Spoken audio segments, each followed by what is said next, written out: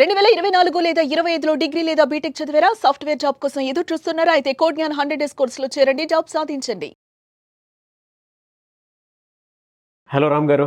Hi Nagaraju. Sir, చాలామంది లైఫ్లో అంటే మన చుట్టుపక్కల ఉండేటువంటి వాళ్ళు కానివ్వండి, లేదా మన వెల్ విషర్స్ కానివ్వండి, వచ్చి ఒక మాట అంటూ ఉంటారు, ఏది జరిగినా మన మంచికే అని. ఏది జరిగినా మన మంచికే అని అంటారు. మనకు చెడు జరిగినా కూడా అది మంచికే అని ఎలా తీసుకోవాలి? అది ఎంతవరకు కరెక్ట్ అంటారు? నాగరాజు, ఏది జరిగినా మనకు కాదు జరిగేది, మన కోసం జరుగుతుంది. సో మన కోసమే జరుగుతుంది ఏదైనా. మన కోసం ప్రకృతి డిజైన్ అలా చేసింది. యాక్చువల్గా మనకు ఏదైనా కావాలనుకుంటే మీరు ఎట్లా అడిగారో అట్లే ఈ ప్రకృతి ఇవ్వదు. ఫర్ ఎగ్జాంపుల్, మీకు మంచి శక్తి కావాలి. శక్తి కావాలంటే శక్తిగా ఇవ్వదు. కష్టపడి మీరు పని చేస్తే మీకు శక్తి తెలుస్తుంది. ఫర్ ఎగ్జాంపుల్, జిమ్కి వెళ్తున్నారు అనుకోండి, అక్కడ మీరు డబ్బులు పే చేసేదేంటి? కష్టపడి బరువులు ఎత్తడం. అవును. బరువులు ఎత్తితే ఏం చేస్తారు? మీకు బాడీ షేప్ వస్తుంది. అవును.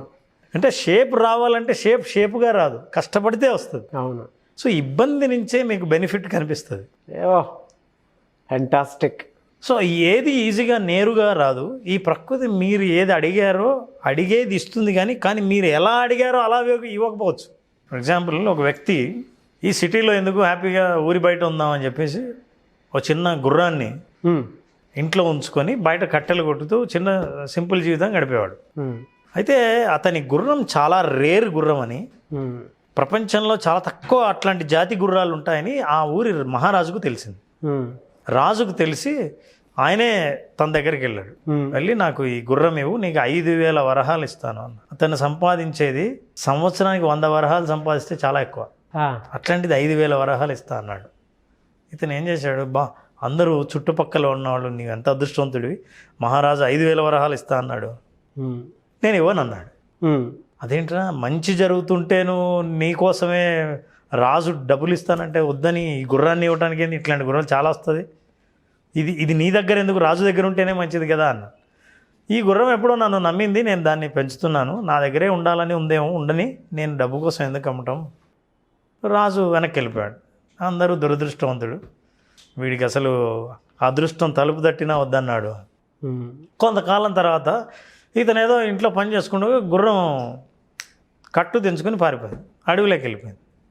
అందరూ హారని, నువ్వేదో అదృష్టవంతుడు అనుకున్నావు, చూసావా, అవకాశం ఉపయోగించుకోలేదు, ఇప్పుడు ఉన్న గుర్రం కూడా పోయింది, 5,000 వరహాలు పోయాయి. అతను ఏమన్నాడు? ఏ జరిగినా మన మంచికి, జరిగినప్పుడు ఎందుకు పోయిందో, నా దగ్గర ఉండాలనుకుంది, ఉన్నన్నాళ్ళు ఉండింది, ఇప్పుడు వెళ్ళింది, పర్వాలేదులే అన్నాడు.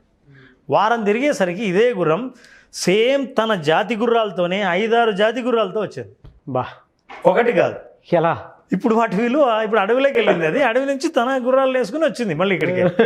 ఇప్పుడు అరే ఎంత అదృష్టవంతుడు, ఏది జరిగినా మన మంచిగా జనాలు అనడం మొదలుపెట్టారు.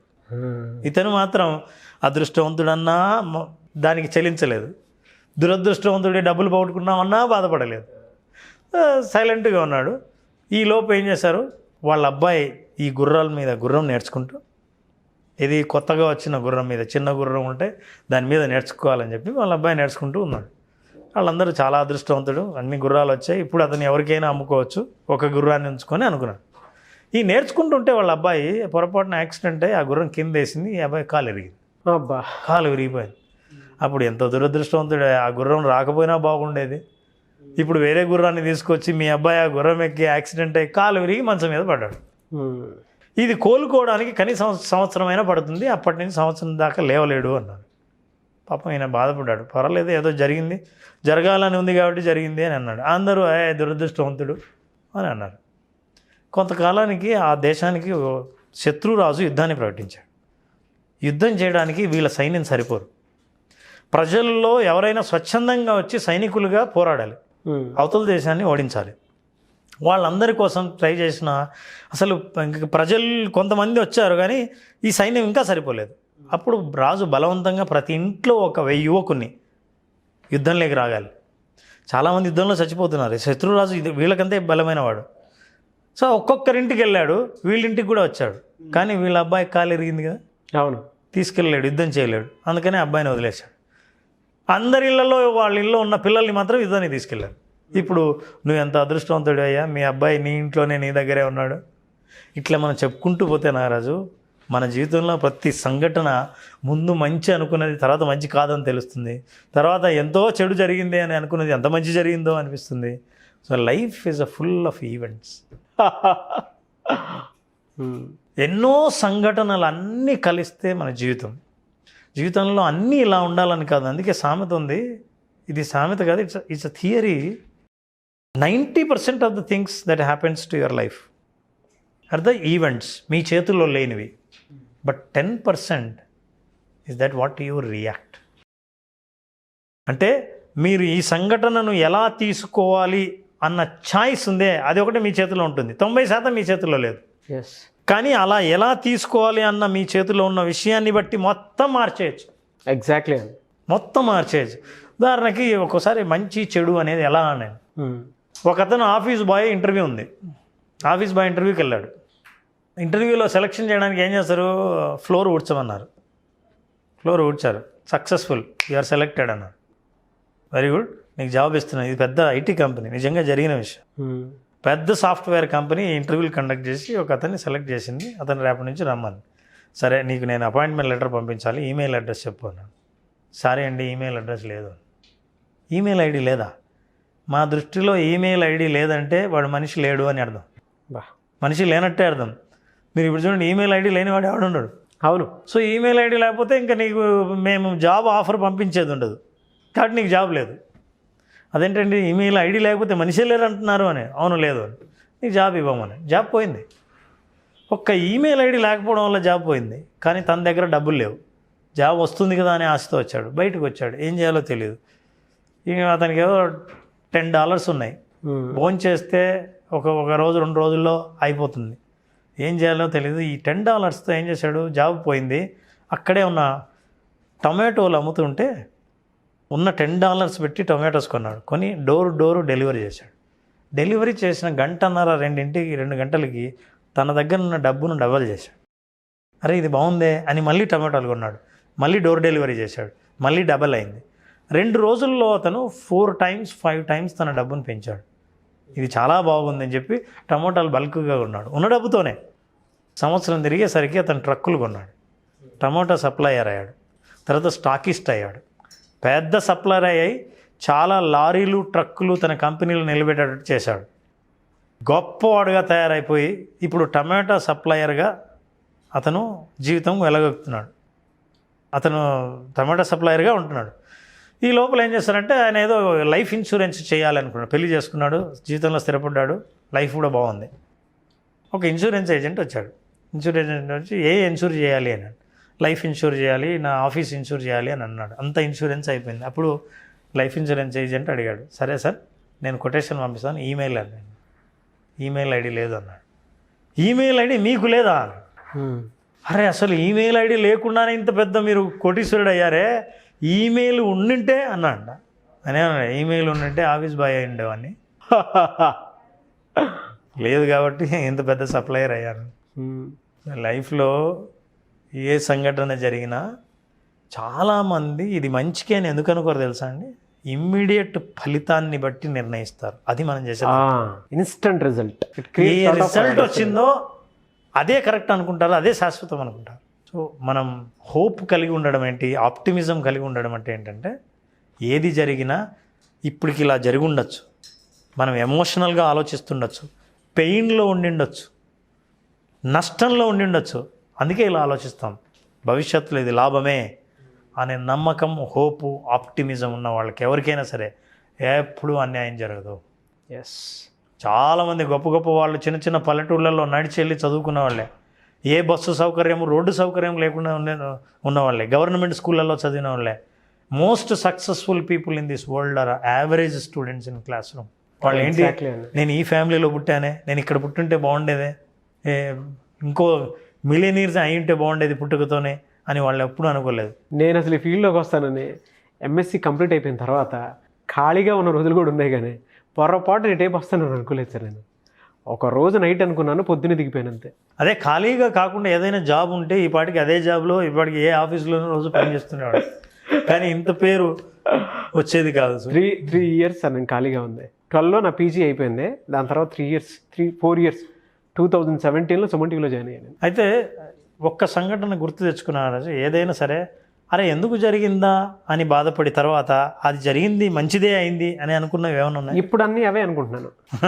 ఆ గ్యాప్ ఆ 4 years ఉంది కదా, 17లో నేను ఇక్కడ జాయిన్ అయ్యాను. 12 నుంచి అంటే 13కి కొంచెం ఎడ్యుకేషన్ అంతా ఫినిష్ చేసేసుకుని బయటకు వచ్చాను. అప్పటి నుంచి 17 వరకు ఖాళీగా ఉన్నాను. సుమన్ టీవీలో జాయిన్ అయ్యాను. అప్పుడే పని దొరికింది నాకు. పీరియడ్ అంతా నాకు ఒక వరం లాంటిది అనుకోవాలి. Very interesting. ఒక వరం లాంటిది అనుకోవాలి. అదే మీరు ఇప్పుడు చెప్తుంటే నాకు అది గుర్తొచ్చింది, నా ఎక్స్పీరియన్సే గుర్తొచ్చింది నాకు. సో ఇమ్మీడియట్గా శాపం అనిపించినా అది వరంగా మారుతుంది తప్పకుండా. ఇమ్మీడియట్గా వరం అనిపించినా అది వరంగానే ఉండక్కర్లేదు. అయితే ఇవి రెండూ ఉంటాయి. జీవితం ఏంటంటే మన జీవితం అనే శిల్పాన్ని చెక్కటానికి కష్టాలు అనేవి ఉలి దెబ్బలు. ఉలి ఉంటే తప్ప శిల్పం తయారవ్వదు, లేకపోతే అది రాయి అవుతుంది. నీ జీవితాన్ని రాయిగా మార్చుకుంటావా, శిల్పంగా మార్చుకుంటావా? శిల్పం. That is most important. So ఆ శిల్పంగా మారాలంటే ఉలి దెబ్బలను రెడీగా ఉండాలి. అందుకే ఒక చిన్న స్టోరీ ఉంది. నారాజు ఒకసారి గడప అడిగిందంట శిల్పాన్ని. పూజ అయిపోయింది, గుడి మూసేశారు. అదేంటి జనాలు వచ్చిన వాళ్ళందరూ నన్ను తొక్కుతారు, నిన్ను మొక్కుతారు. ఇద్దరం ఒకే రాయి నుంచి వచ్చాం, నన్ను ఎందుకు తొక్కుతారు, నిన్నెందుకు మొక్కుతారు అని. అప్పుడు శిల్పం అందంట, అంటే దేవుడి విగ్రహం, నేను పూజల్లో బిజీగా ఉన్నాను, అందరు వెళ్ళిపోయి మాట్లాడుకుందాం అని. రాత్రి పూజలన్నీ అయిపోయాయి, పరదా వేశారు. అప్పుడు అడిగింది, నేనేం తప్పు చేశానని. నేను ఒకే కొండ నుంచి మన ఇద్దరం వచ్చాం, నీ కొబ్బరికాయ కొడుతున్నారు, నా మీద కాలు పెట్టి తొక్కుతున్నారు. సో గడప వీటి మధ్య సంవాదం ఇట్లా జరిగితే అప్పుడు చెప్పిందండి శిల్పం, నీకు తెలుసా శిల్పి నన్ను చెక్కేటప్పుడు సన్నని ఉలి తీసుకుని ఒక కన్ను ముక్కు తయారు చేయడానికి కొన్ని వేల లక్షల దెబ్బలు నేను తిన్నాను. ఇవి తినడానికి క్షణక్షణం నేను ఎన్ని బాధలు అనుభవించానో తెలుసా. కానీ నువ్వేం చేసావు తెలుసా, 4 దెబ్బలు ఇట్లా వేస్తూనే నువ్వు గడప అయిపోయావు. ఇంకా ఆ తర్వాత దెబ్బలు తినడానికి నువ్వు సిద్ధంగా లేవు, నీ జీవితం గడప అయింది. నేను ఇన్ని దెబ్బలు తిన్నాను కాబట్టి నా జీవితాన్ని శిల్పంగా మార్చుకున్నా కాబట్టి ఇప్పటి నుంచి నా జీవితం అంతా పూజలే. ఆ కష్టాలకు నువ్వు సిద్ధమైతే నువ్వు విగ్రహం అవుతావు, లేకపోతే గడప అవుతావు. మనిషి జీవితం అంతే. కష్టం వచ్చినప్పుడు ఇది కష్టం వచ్చిందే అని అనుకుని ఇది నా జీవితమే కష్టాలమయం అని అనుకుంటే మీరు పాజిటివ్ సైడ్ చూడడు. సో దీంట్లో కొన్ని రీజన్స్ ఉన్నాయి ఎందుకు మనకు కష్టాలు వస్తాయని. నెంబర్ 1, మన పాత నమ్మకాలన్నీ చెదిరిపోతాయి కష్టాలు వచ్చినాం. అవును, మనం ఇంతకుముందు ఏది కరెక్ట్ అనుకున్నామో, ఇదే నిజం అనుకున్నామో, అవన్నీ నిజం కాదు అని జీవితం ఒక పెద్ద గుణపాఠం నేర్పిస్తుంది. అవును. రెండోది, మీకు నిజమైన స్నేహితులు ఎవరో, నిజమైన శత్రువులు ఎవరో జీవితం మీకు చూపిస్తుంది. మీ కష్టాల్లోనే మీకు తెలుస్తుందిగా. అవును. థర్డ్, మీ కొత్త టాలెంట్స్ను, స్కిల్స్ని బయటకు తీస్తుంది. నేను ఎప్పుడు ఆలోచించలేదండి ఈ లైన్లోకి వస్తానని, ఈ టాలెంట్ ఉందని కూడా నాకు తెలియదు. అదే కదా, నాకే తెలియదు అసలు. ఇట్లా ఫ్యామిలీలో మా ఫ్యామిలీకి సంబంధించి ఈ రిలేటెడ్ సంబంధించి ఎవరూ లేరు. నేనేదో ఎంఎస్సీ కంప్లీట్ చేసుకొని ఆంధ్ర యూనివర్సిటీ నుంచి బయటకు వచ్చిన తర్వాత ఖాళీగా ఉన్నా, కాంపిటేటివ్ ప్రిపేర్ అవుదామని చెప్పేసి అందులో ఆడే ఈ టేప్ వస్తానని అసలు ఒక ఇది కూడా థాట్ లేదు నాకు, అంటే 1% కూడా లేదు. ఏదో ఒక రోజు నైట్ అనుకున్నాను అంతే, నేను ఇలా చేస్తే బెటర్గా ఉంటుంది కదా అని చెప్పేసి డైరెక్టర్ అవుదామని అనుకున్నాను, యాంకర్ అయ్యాను. But you are now more happy అయితే. డెఫినెట్లీ. సో లైఫ్ టర్న్ ఏంటంటే తనకు తెలుసు జీవితం ఎట్లా, ఏం పాఠం నేర్పించాలి, ఎక్కడికి తీసుకెళ్ళాలి. అవును సార్. ఆ నమ్మకం మనకుంటే ఏది జరిగినా దాన్ని మనం ఆహ్వానిస్తాం, ఆస్వాదిస్తాం. సో ఇవన్నీ దృష్టిలో పెట్టుకున్నప్పుడు మనకు జీవితం మనల్ని మోసం చేయట్లేదు, జీవితాన్ని నమ్ముదాం. జీవితం ఎన్నో జ్ఞాపకాల కలయిక, ఇవన్నీ మన మంచి కోసమే, మన అభివృద్ధి కోసమే. ఒక్క చివరిలో ఒకసారి నేను స్ట్రాబెర్రీలు ఎక్కడో పండిస్తుంటే అక్కడికి వెళ్ళాను. ఆయన రైతు, చూడండి ఇక్కడే మేము పండించేది అన్నాడు. నేను రుచి చూశాను, చూస్తే కొంచెం పుల్లగా అనిపించిందండి, బాగుంది కానీ కొంచెం తీపి ఉంటే బాగుండేది అన్నాడు. వెంటనే రైతు ఏమన్నా తెలుసా, దాన్ని స్ట్రాబెర్రీ అన్నారండి అన్నాడు. మన లైఫ్లో ఇంకొంచెం తీపి ఉంటే బాగుండేది, ఇంకొక మంచి జ్ఞాపకాలు ఉంటే బాగుండు, దాని లైఫ్ అన్నారు. కోటీశ్వరుల పిల్లల జీవితాల్లో ఉన్నంత స్ట్రెస్సు కామన్ మ్యాన్ జీవితంలో ఉండదు. ఎగ్జాక్ట్లీ. అన్ని సౌకర్యాలు అద్భుతంగా అనుభవించే వాడికి నిద్ర పట్టకపోయే క్షణాలు మామూలు మనిషికి ఉండవు. సో అన్నీ ఉంటే బాగుంటామని అనుకోవడం పొరపాటే. సో ఇక ఏం సాధించాలో, ఇంకేం లేదు జీవితంలో అనుకున్న వాడికి అక్కడే ఎండ్ పాయింట్ ఉన్నప్పుడు ఏం చేస్తుంది. కాబట్టి మీకు వచ్చే కష్టాలు మిమ్మల్ని తీర్చిదిద్దే ఉల్లులు, మిమ్మల్ని శిల్పంగా మార్చే ఉలిదెబ్బలు అని మీరు నమ్మితే మన life is going to be a celebration. So ఏది జరిగినా మన మంచికే. మంచిగా. Yes. Thank you so much Ram గారు. రామ్ గారు చాలామంది వీడియోస్ చూసిన తర్వాత ఆన్లైన్ ఆఫ్లైన్ సెషన్స్ అడుగుతూ ఉన్నారు, క్లాసెస్ ఎక్కువ కండక్ట్ చేస్తారని చెప్పేసి అడుగుతూ ఉన్నారు, అండ్ దాంతోపాటు వన్ సెషన్స్ కూడా అడుగుతూ ఉన్నారు personal, and you are giving coaching to the celebrity people. చాలామంది సెలబ్స్ కూడా మీతో పాటు ట్రావెల్ అయ్యి ముందుకు వెళ్తూ ఉన్నారు. Very good. కామన్ మ్యాన్కి కూడా అందుబాటులో ఉండే విధంగా అడుగుతున్నాను. క్లాసెస్, అట్లీస్ట్ క్లాసెస్ అయినా సరే మీతో ట్రావెల్ అవ్వడానికి కొంతమంది, నాకు తెలిసి విజువలైజేషన్ టెక్నిక్స్ మీద చాలామంది అడిగారు, కింద కామెంట్ బాక్స్లో కూడా పోస్ట్ చేయడం జరిగింది. ప్రాక్టికల్లీ మీరు ఒక పర్సన్ని, అంటే నన్నే ఎగ్జాంపుల్గా చూపించి బ్రెయిన్లో ఉండేటువంటి అంటే అది ఏ విధంగా టర్న్ చేయొచ్చు, ఎలా ఉంటుంది అనేది చూపించారు మీరు. చాలామంది అదే అడుగుతున్నారు, అండ్ కొన్ని క్లాసెస్ కూడా అడుగుతున్నారు. ఎప్పుడు ఉండే అవకాశం ఉంటుందంటారు, అండ్ సెషన్స్కి మీరు టైం ఇస్తారా? తప్పకుండా అండి. అంటే చాలామంది నాకు అర్థమైంది ఏంటంటే కోరిక ఉన్నా ఆ కోరికను నిజంగా ఎట్లా రియలైజ్ చేసుకోవాలో తెలియని వాళ్ళు చాలామంది ఉన్నారు. So visualisation is a wonderful technique. ఎవరైనా సరే మీలో 2023 సంవత్సరం నుంచి మిమ్మల్ని మీరు కొత్తగా చూసుకోవాలని అనుకున్న వాళ్ళు, మీ జీవితంలో సాధించాలనుకున్నవి సరైన మార్గాలు కనిపించని వాళ్ళు, visualisation definitely will help you. So తప్పకుండా హాజరగండి. డిసెంబర్ 1st వీక్లో ఈ క్లాసెస్ని కండక్ట్ చేస్తున్నాం. మీ జీవితం మీరు చూసినట్టుగా కాకుండా కొత్తగా మీరు ఊహించినట్టుగానే, మీరు అనుకున్నట్టుగానే మీరు అనుభవంలోకి తీసుకొచ్చే అవకాశం మేము కల్పిస్తున్నాం. 1st week December. Register your self. ఎన్ని డేస్ ఉంటుంది సార్? ఇది 7 days అండి. 1 hour per day. So 1 hour per day practice చేస్తూ నేర్చుకుంటూ చేస్తూ ఉంటే విజువలైజేషన్ ద్వారా వాళ్ళ జీవితంలో మార్పులు క్లాసులు జరుగుతుండగానే వాళ్ళు ఆ అనుభవం తీసుకురావచ్చు. ఓకే. ఈ క్లాస్ 1 week ఉంటుందండి. ఈ 1 week ప్రతిరోజు గంట పాటు మన సెషన్ ఉంటుంది. ఈ 1 week క్లాసులు జరుగుతూ ఉండగానే మీరు ఏదైతే విజువలైజ్ చేసుకుంటున్నారో, మీరు డబ్బు విషయంలో కానీ, ఆరోగ్యం విషయంలో కానీ, కొంతమంది సక్సెస్ విషయంలో కానీ, కెరీర్ విషయంలో కానీ ఏది విజువలైజ్ చేసుకున్నారో అది అనుభవంలోకి తీసుకొచ్చే అవకాశం క్లాసులు జరుగుతూ ఉండగానే మీరు అనుభవించే అవకాశం ఉంది. మీరు తప్పకుండా రిజిస్టర్ చేసుకోండి. ఈ 1 week క్లాసులు డిసెంబర్లో 2023ని కొత్త సంవత్సరంగా కాకుండా కొత్త జీవితంగా మీరు చూడగలుగుతారు. Great word. ఎలా సార్, అంటే ఆన్లైనే ఉంటుందా? ఆన్లైన్ క్లాసులు అండి. చాలామంది అడుగుతున్నారు. అందులో చాలామంది ఇండియా నుంచి బయట నుంచి అడుగుతున్నారు కాబట్టి మనం ఆన్లైన్ తప్ప ఆఫ్లైన్ చేయడం కష్టం. మీరు కొంతమందిని సెలబ్రిటీని తీసుకొస్తున్నారు, ఆఫ్లైన్లో వాళ్ళని ఎట్లాగో కలుస్తున్నాం.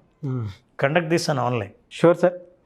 థ్యాంక్ యూ అండి. Thank you so much Ram గారు. Thank you so much. Thank you everyone. చూసారు కదండి వీడియో. ఈ వీడియోపై మీ అభిప్రాయం కామెంట్ బాక్స్లో పోస్ట్ చేయండి. ముఖ్యంగా మీరు కనుక రామ్ గారిది ఆన్లైన్ సెషన్ 7 days ఉంటుంది, డిసెంబర్ 1st నుంచి ఉంటుంది.